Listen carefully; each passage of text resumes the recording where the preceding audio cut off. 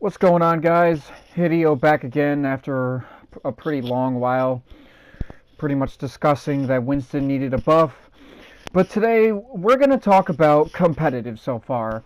What has been going on with it, what I've experienced, and what it's been like so far since Season 1. So, competitive started with Season 1 all the way back a long while ago. And it started out with numbers like, 1 through 100, which, the development team didn't really feel like it was satisfying enough for players. So they decided to change it in Season 2. And Season 2 wasn't as bad. It was pretty good. I liked it. They changed the ranking system. They do symbols and numbers now, from all the way from bronze to grandmasters. But the one thing I want to talk about today is the people. Now, the thing with competitive is this game is extremely team heavy based. And it's like I don't understand how people can go into competitive and not talk. Like, there are some people that like to solo queue. I don't really like to solo queue that much because 90% of the time I go into competitive, no one is talking. Or when I try to ask somebody nicely to change to a character, they think I'm being ignorant and they think that I'm telling them that they suck, and I'm not trying to be that kind of person. I don't like being a leader role model anyways, because I really don't feel like I could lead my team to victory. I'm more of a follower and I like to listen to what other people say. Probably mostly because I play healers and tanks. But it's like, how do you go into competitive and not talk? That doesn't make any sense to me. It makes actually zero sense to me. And people wonder why they lose. And half the time, when there's nobody talking in the first round, for example, as soon as we lose the first round, there it is. The person plugs in their mic just to talk shit, saying, oh, what happened? What happened to that round? Why didn't you switch your character and this and that? Basically, them being toxic or trying to blame you for the loss of that round. And it's like, oh, and then I tell them, like, oh, now you plug your mic in just to say something bad about how we lost. We could have used you the last round for communicating. Like, I don't think people understand how this game actually works. Like, you need communication. You need to talk to your team. Like, I just don't get how people do this shit in competitive.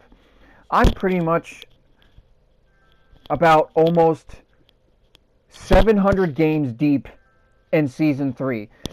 In my opinion right now, Season 3 is complete shit because there are so many people that don't deserve to be in the ranks that they're in.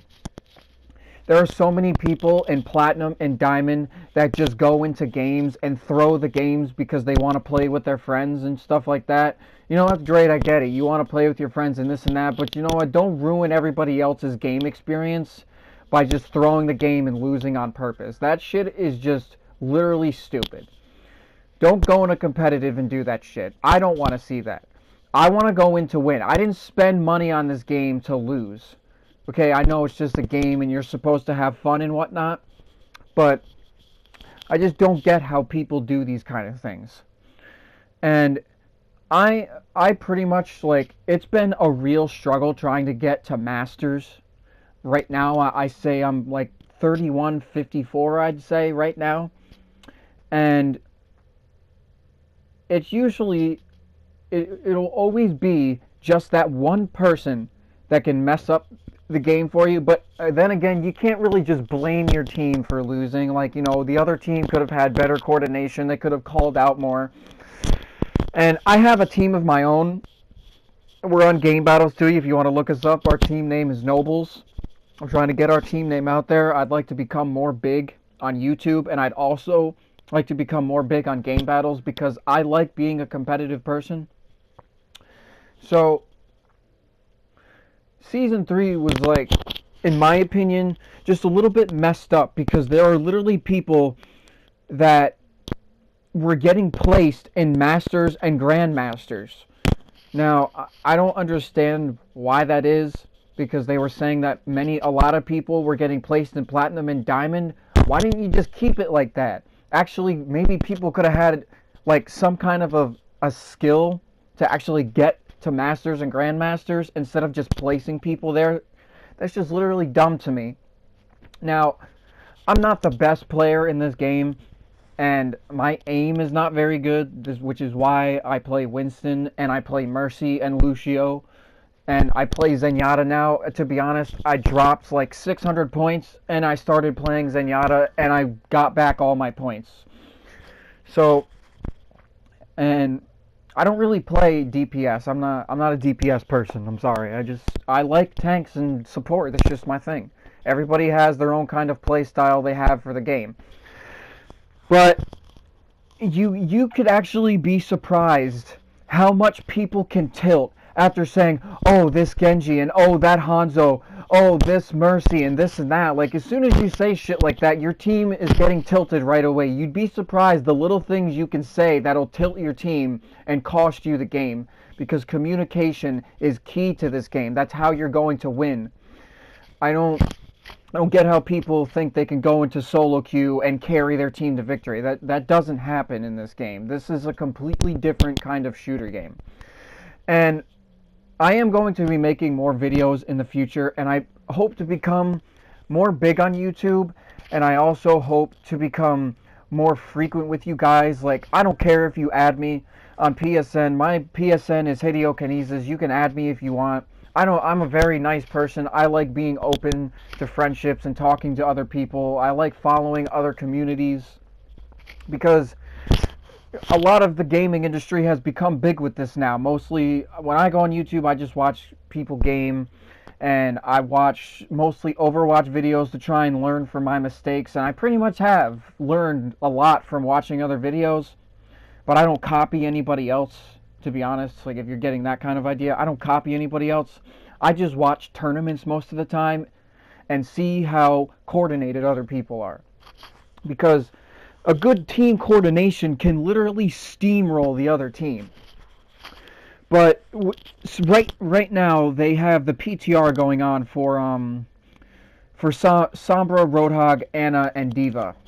So I'm sorry guys, but the triple tank meta is dying. It's just dying. Like, I don't mind it. I don't care about it, but it's pretty much gonna die. Ana's getting her biotic grenade nerfed by like 50%.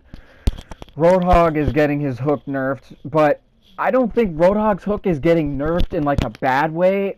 I just think that they're nerfing it to make it a little bit better, because when you literally hook someone, like say if you hooked a Genji for example, he would dash away and you would hook him, but he'd be behind your back instead of in front of you. It's just weird like that. So, and then it's just like, I watched a video. I watched one of my favorite YouTubers, Lone Hawk. Go check him out. Check out his channel. He has very good content. He was talking about how the hook is due to like latency issues. Like, say you got hooked, but you can't see how you got hooked. Like, when you were first getting hooked by Roadhog, you were already walking around the corner. He hooked you as you walked around the corner and pulled you. He didn't hook you through the wall. And Roadhog, he definitely needed the nerf. Maybe, in my opinion, I might be wrong. I'm not really sure. In my opinion, he kind of needed it, because in a way they nerfed it so it wouldn't cause people to be behind your back when you're hooking them. Like, I think there were some times where I play Winston and I jump over a Roadhog's head and he hooks me and pulls me behind him. And then he has to turn in a 180 degree to look at me and shoot me. I think they didn't nerf him in a bad way. They were just nerfing his hook to make it a little bit better. But then again, that's just my thoughts. Don't quote me on it. So with Sombra, they're buffing her a little bit too, because they felt like she was weak.